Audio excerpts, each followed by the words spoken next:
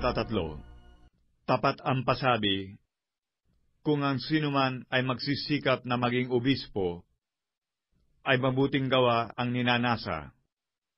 Dapat nga na ang obispo ay walang kapintasan, asawa ng isa lamang babae, mapagpigil, mahinahon ang pag-iisip, mahusay, mapagpatuloy, sapat na makapagturo, hindi magulo, hindi palaaway, kundi malumanay, hindi mapakipagtalo, hindi maibigin sa salapi, namamahalang mabuti ng kanyang sariling sambahayan, na sinusupil ang kanyang mga anak na may buong kahusayan.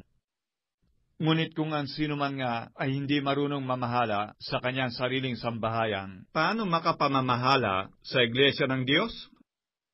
Hindi baguhan, baka siya kung magpalalo ay mahulog sa kaparusahan ng dyablo.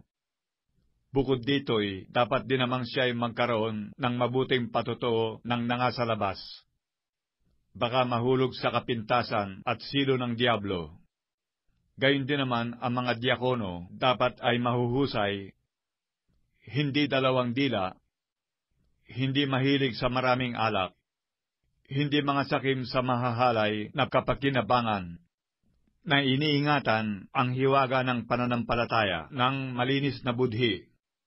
At ang mga ito rin naman ay subukin muna, kung magkagayoy, mamahalang may pagkadiakono kung walang kapintasan. Gayon din naman ang mga babae dapat ay mahuhusay, hindi palabintangin, mapagpigil, tapat sa lahat ng mga bagay. Maging asawa ang mga diakono ng tig-iisa lamang na babae, na pamahalang mabuti ang kanilang mga anak at ang kanilang sariling mga sambahayan, sapagkat ang nangamamahalang mabuti sa pagkadiakono ay nangagtatamo sa kanilang sarili ng isang mabuting kalagayan at malaking katapangan sa pananampalataya na kay Kristo Jesus. Ang mga bagay na ito ay aking isinusulat sa iyo na inaasahang makararating sa iyong madali.